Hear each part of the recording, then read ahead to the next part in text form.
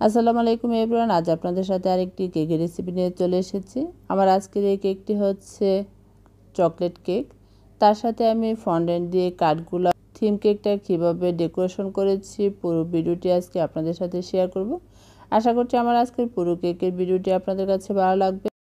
আজকের এই কেকটি বানানোর জন্য প্রথমে বেস রেডি করে নিচ্ছি। তার জন্য একটি বাটির মধ্যে চালনি রেখে প্রথমে দিয়ে দিচ্ছি 1/3 কাপ ময়দা।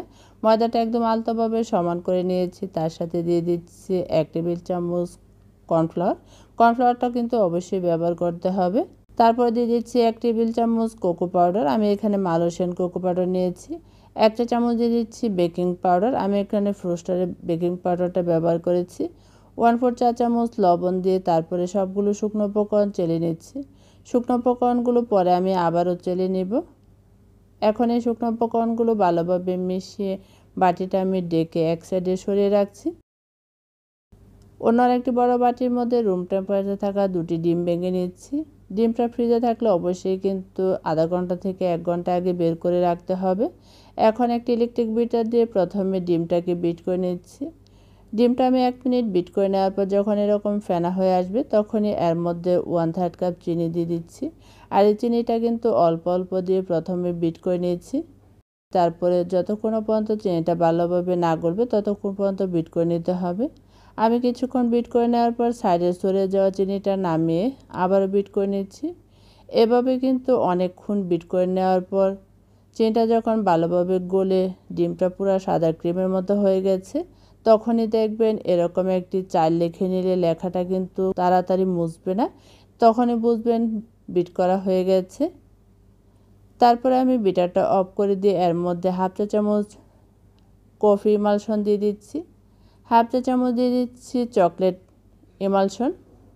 ইমালশন বা পেস্ট যেটা বলেন। এর মধ্যে দিয়ে দিচ্ছি 1/2 চা চামচ সাদা ভিনেগার। 1 টেবিল চামচ দিয়ে দিচ্ছি সাদা তেল। এখন সব কিছু লো স্পিডে 10 সেকেন্ডের মতো বিট করে নিচ্ছি। বিট করে নেওয়ার পর বিটারটা অফ করে খুলে নিচ্ছি। এখন বিটারে একটি কাঁটা দিয়ে আমি শুকনো উপকরণগুলো মিশিয়ে নিচ্ছি। অল্প অল্প চেলে দিয়ে তারপর একদম আলতোভাবে ঘুরিয়ে মিশিয়ে নিচ্ছি। আপনি হ্যান্ড রেস্ট বা প্যাচুলার দিয়েও কিন্তু মিশিয়ে নিতে পারেন। আর বিটারে কাঁটা দিয়ে মিশিয়ে নিলে কিন্তু বেশি জোরে জোরে মেশানো যাবে না, একদম আলতোভাবে মিশিয়ে নিতে হবে। আর এই শুকনো উপকরণগুলো আমি অল্প অল্প চেলে দিয়ে তারপরে মিশিয়ে নিচ্ছি। আপনি একটু স্কিনে খেয়াল করে দেখলে বুঝতে পারবেন আমি কতটা আস্তে করে মিশিয়ে নিচ্ছি। আর এভাবে কিন্তু একদম আলতোভাবে স্মুথভাবে ব্যাটারটা মিশিয়ে নিতে হবে। আমি একটি প্যাচুলার দিয়ে আপনাদেরকে দেখিয়ে দিচ্ছি। আজকের এই ব্যাটারটা পুরোপুরি রেডি হয়ে গেছে। তারপরে এখানে একটি 7 ইঞ্চি মোল্ডের মধ্যে আমি কাগজ দিয়ে তেল ব্রাশ করে নিয়েছি। আপনি যদি উঁচু হাইটের কেক বেক করতে চান তাহলে 6 ইঞ্চি মোল্ড ব্যবহার করবেন। আমি 7 ইঞ্চি মোল্ডের মধ্যে আজকের এই কেকটা চুলায় বেক করব।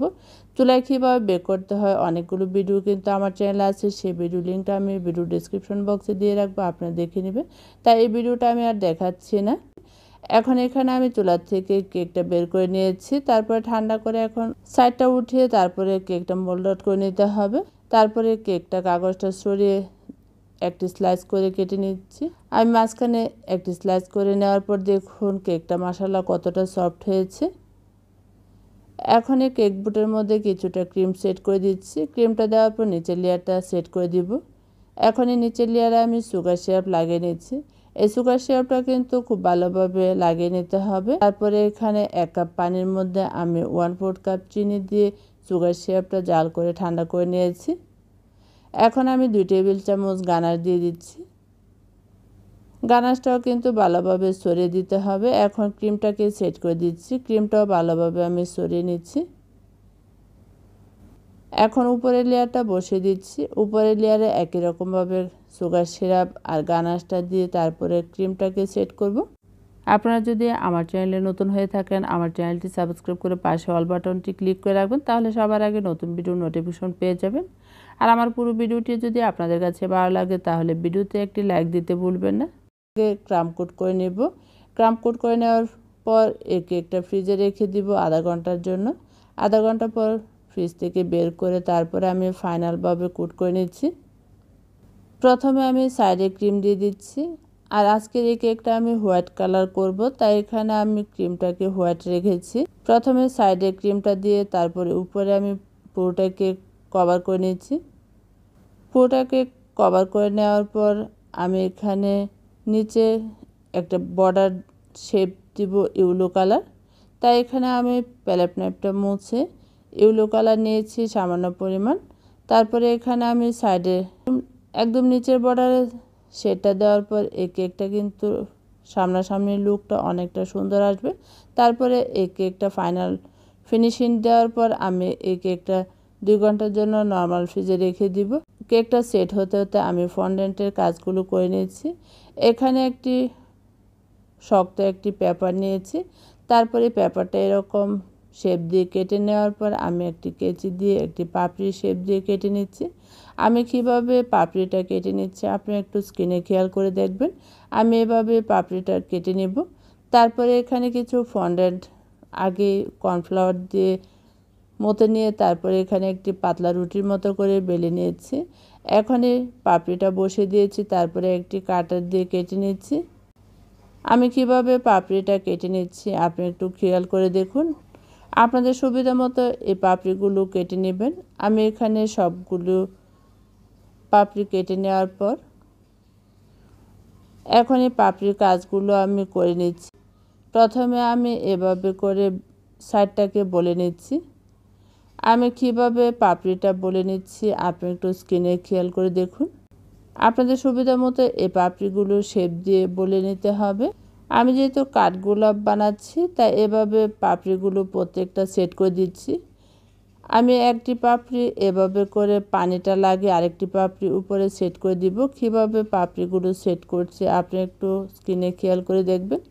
এটা কিন্তু বলে বোঝানো যাবে না, আপনি একটু স্ক্রিনে দেখে নেবেন, তখনই বুঝতে পারবেন আমি কিভাবে এই পাপড়িটা সেট করছি।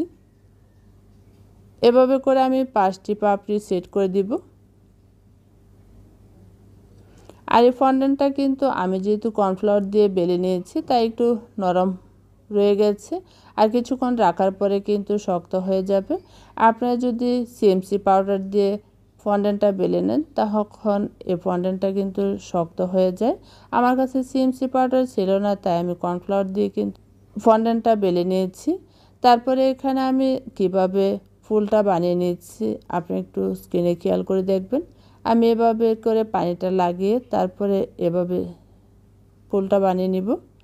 দেখলেন তো কত সহজে আমি কাঠগোলাপটা বানিয়ে নিয়েছি। এভাবে কিন্তু কাঠগোলাপটা বানিয়ে কিছুক্ষণ রেখে দিলে শক্ত হয়ে যাবে। আমি কিভাবে কাঠগোলাপটা রেখে দিচ্ছি দেখুন।